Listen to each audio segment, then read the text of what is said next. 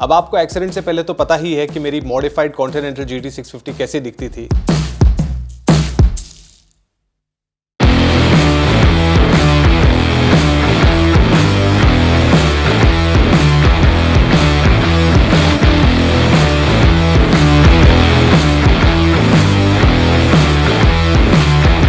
Welcome to spirit of Kintsugi. मेरा नाम है मोहसिन रेखी एंड कहानी कुछ ऐसी है। अगर आपने इससे पहले वाला वीडियो नहीं देखा है जिसमें एक्सीडेंट हुआ था एंड पूरी स्टोरी के आपको नहीं पता है, पहली बार है आपका ये चैनल पे, तो यहाँ पे आई लिंक है, जाके इस वीडियो को चेकआउट कीजिए पहले, ताकि आपको क्लैरिटी रहेगी कि इस वीडियो में मैं किस बारे में बात कर रहा हूँ। एक्सीडेंट होते ही हमने बाइक मुंबई भेज दी, लेकिन अब बाइक का एक्सीडेंट हो गया इसका ये मतलब तो नहीं कि मूड खराब करके बैठ जाए। तो 3 दिन जब तक मैं गोवा में था बहुत धमाल मस्ती की, बीचेस एक्सप्लोर करने से लेकर फैमिली डिनर और 5 स्टार में ऐशो आराम ये सब कर लिया। अब गोवा का सारा सिलसिला खत्म करके मैं आ चुका हूं मुंबई।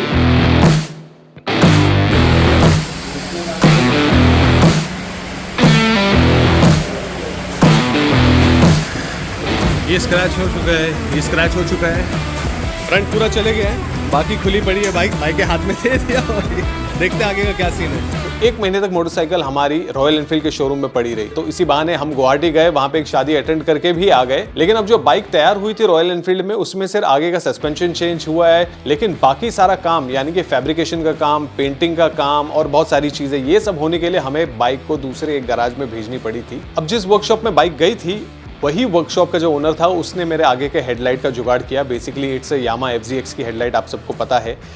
जो ये नए वर्कशॉप के जो लोग थे, इन्होंने वो नई हेडलाइट जो 13,500 की है वो लगाते लगाते हेडलाइट उड़ा दी, खत्म गया।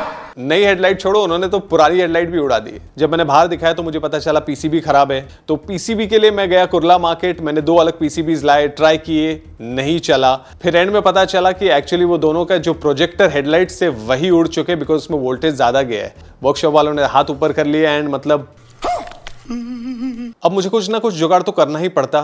तो मैंने एक गाड़ी के फॉग लाइट का प्रोजेक्टर उठाया जो मुझे तकरीबन 6,000 तक पड़ा, और उस प्रोजेक्टर को हमने इस हेडलाइट के अंदर फिट किया, क्योंकि बाइक पे लगाना है तो वाटरप्रूफ की तो जरूरत है ही। लेकिन अगर आप इस प्रोजेक्टर में देखोगे तो 4 वायर है।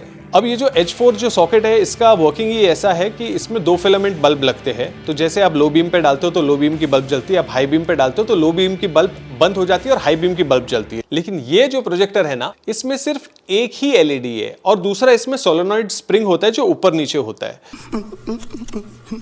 थोड़ा सा दिमाग लगाने के बाद वसीम भाई और मैंने डिसाइड किया क्यों नहीं इसके लो बीम को हम लोग डायरेक्ट एक्सेसरी लाइन से पावर दे देंगे, यानी कि जब हम हाई बीम पे डाले तो लो बीम बंद नहीं हो, हाई बीम भी ऑन हो जाए, लो बीम भी ऑन हो जाए। जो पुरानी लाइट थी उसका कुछ थ्रो नहीं था, अगर आप देखोगे तो बहुत कम लाइट है इसकी, लेकिन ये जो प्रोजेक्टर है इसका थ्रो बहुत बढ़िया है, मतलब मजा ही आ जाता है, क्या बोलूं मैं आपको। अब दूसरी चीज ये थी, आपको तो पता है कि बाइक के इंडिकेटर्स का एक इशू है इसमें, एंड जब भी इंडिकेटर देता था तो वो व्हाइट ऑरेंज ब्लिंक होती थी और थोड़ा सा वो छपरी लगता था, मेरे को बिल्कुल पसंद नहीं था। तो उसका भी एक जुगाड़ निकाला हमने, एक स्विच बैक सर्किट खुद बनाया, क्योंकि उसमें एक रेजिस्टर लगता है, उसमें एक डायोड लगता है, गाड़ी का 5 पिन रिले लगता है। तो ये कुछ चीजों को जोड़कर हमने 2 सर्किट्स बनाए ताकि दोनों आगे पीछे के कनेक्ट कर सके। अब लास्ट जो फाइनल आइटम है वो ये है जो अपनी बाइक के लिए आज मंगाया है हमने। पहले हम जाके इसकी फिटिंग कराएंगे। तो वसीम भाई के पास आ चुके हैं आज अपना नया आइटम लेकर, एंड वसीम भाई फिक्स करेंगे इसको यहाँ पर, क्योंकि हैंडल पे मुझे कहीं फिक्स नहीं करने गए, बट मैं चाह रहा था कि अगर ये सेंटर में फिक्स हो जाए। वसीम भाई कुछ हो सकता है जुगाड़? ट्रिम करके भी कर सकते हैं और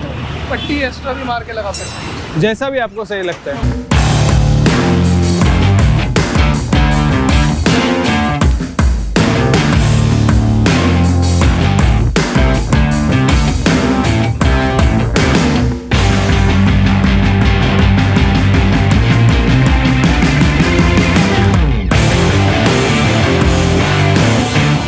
बाइक पूरी तरीके से तैयार हो चुकी है, तो मुझे लगता है अब सही टाइम है जाके किंटसुगी को रिवील करने का। बाइक निकालते एंड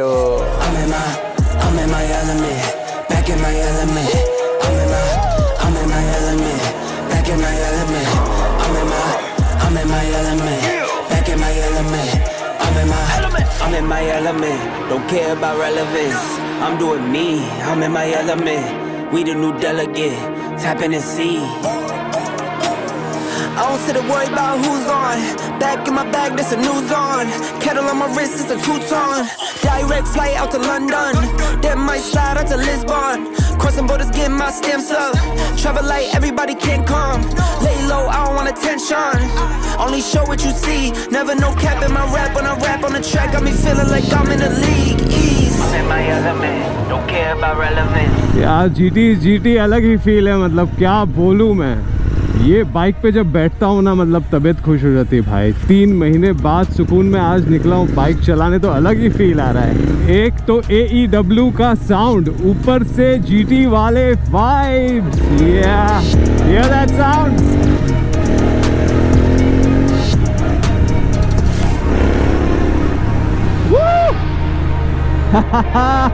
ऊपर से लोगों के रिएक्शन बहुत प्यारे आते हैं, क्योंकि बाइक इतनी अलग, इतनी यूनिक दिखती है।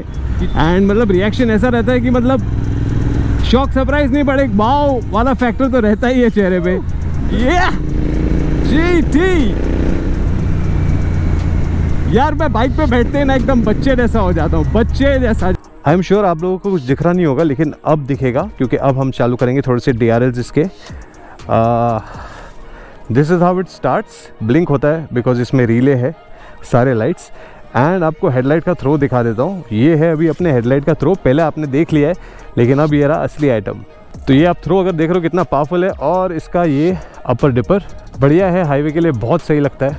ये अपना थ्रो अगर आप देख रहे हो क्या प्रोजेक्ट कर रही है लाइट, बहुत बढ़िया लग रहा है यार। अब टेंशन नहीं रहा, क्योंकि पहले होता था कि यार फॉग लाइट्स लगाए, ये लगाए, वो लगाए, but this is the way to go मुझे लग रहा है। दूसरी चीज़, ये अपने ब्लिंकर्स, पहले आपको याद है वाइट ऑरेंज होते थे, तो ये रहे अभी ब्लिंकर्स। अपने ब्लिंकर्स ऐसे लगते हैं, साथ में टेल लाइट भी ब्लिंक होता है अपना। And this is the entire look now. बहुत बढ़िया लग रहा है, बहुत प्यारा लग रहा है यार। आहा बढ़िया। और बेस्ट पार्ट इसका ये है कि आगे जो गाड़ी अगर रहेगी पास में, ये किसी के आंख में थ्रो नहीं करता है, कुछ नहीं। इसका कटआउट लाइन है मस्त बढ़िया सा। लाइट्स में भी ये लाइट का आपको कटआउट पूरा दिख रहा होगा।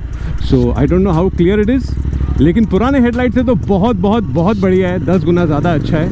अब अपने लोकेशन पे पहुंचकर ही आपको मैं रुक के बाइक का बताता हूँ ये जो सामने डिजिटल मीटर लगा हुआ है, ये चीज़ है क्या एक्चुअल में। आई एम श्योर आप लोग ने गेस कर लिया होगा अभी तक, पर जिन्होंने नहीं किया उनके लिए मैं बता देता हूँ।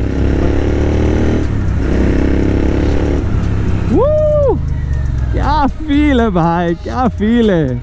अब बाहर निकले तो थोड़ी गुफ्तगू कर लेता हूँ। पहले तो आपको बता देता हूँ कि क्या खर्चा हुआ है, क्या जुर्माना हुआ है। पूरी बाइक बनाने का अच्छा खासा फटका लगा है मुझे। जब रॉयल एनफील्ड की शोरूम गई थी, तो हमारा ये लेफ्ट हैंडल बार, ये पूरा सस्पेंशन, दोनों आगे के ट्रिपल टी होता है अंदर जो जाता है, वो चेंज हुआ था।